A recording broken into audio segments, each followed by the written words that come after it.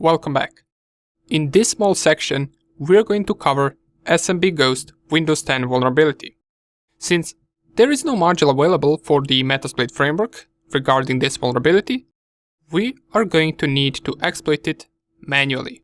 And by manually, I mean we will have to find a working exploit ourselves, run it ourselves, and redirect the connection to our Kali Linux machine ourselves.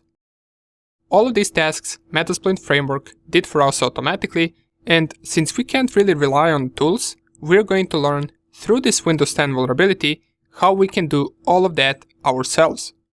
Now, the vulnerability that we're exploiting is rather new.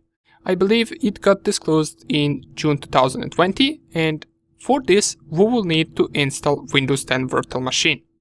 Not all versions are vulnerable since it got patched, so we will have to install a vulnerable version of Windows 10 machine.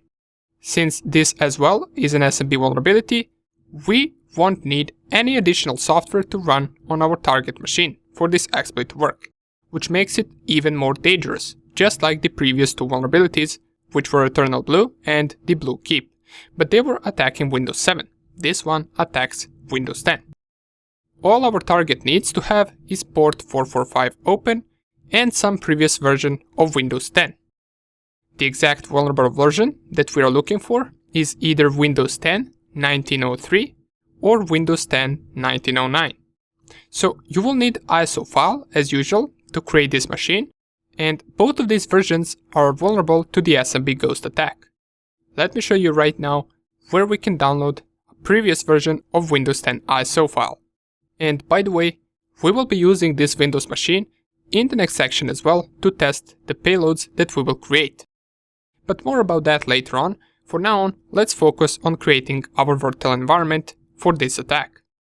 So what you want to do first is you want to navigate to this rufus.ie website, and this software right here that we're going to download is used to create bootable USB drives with the ISO files.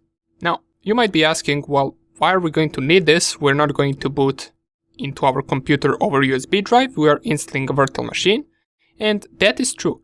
But this software also offers us to download some previous versions of Windows 10 operating system. That's why you want to go down here, click on this Rufus 3.11 and download the file. It is the size of 1.1 megabyte. Once you download it, you should be having this file right here on the desktop. Double click on that file and it will ask for the administrator password. You want to click on yes or type in the password. And right here where we want to go is this arrow next to the select button. Now here's a small advice. Sometimes this arrow right here will not appear, and it actually didn't appear to me once I downloaded the software for the first time. So what I did is I tried restarting this program several times, so just close this, open this again, close it and open it again. That might work, and what also might work is going right here to the application settings and changing this check for updates. Then click on close, restart the program, and eventually this arrow right here should appear. Once it appears, click on it and click on download. And once you select the download, click on download once again, and this will start running download script. In just a few seconds, you should have this small window pop up. Here we want to select what operating system we want to download. If I click on here, it will ask me if I want Windows 8 or Windows 10. I want to select Windows 10, click on continue. In the next step, it will ask me which exact release do I want to select, and right here we want to go with this one, which is 19H1 build 18362.356, and it says right here the date is 2019 September or 9th month. So click on this right here, then click on continue. You can select Windows 10 Home, click on continue here as well. Language we can leave on English.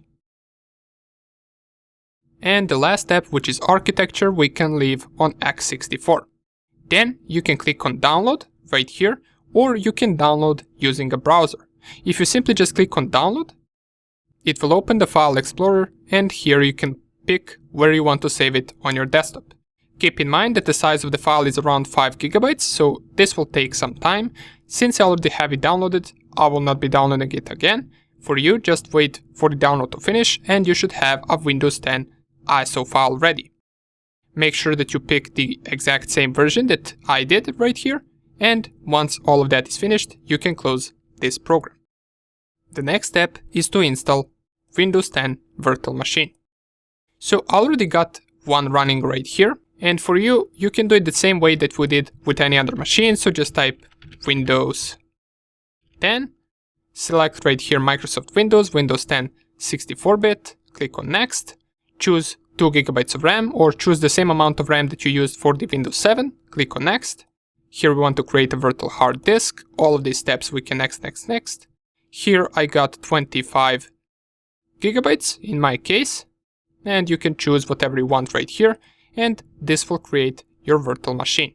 Now, since I already have it, I will delete it, but before I delete it, another 2 settings that you want to choose is, as we did with the Windows 7 machine, under the storage, under the empty, you want to remove, and you want to add the Windows 10 ISO file, which I have right here.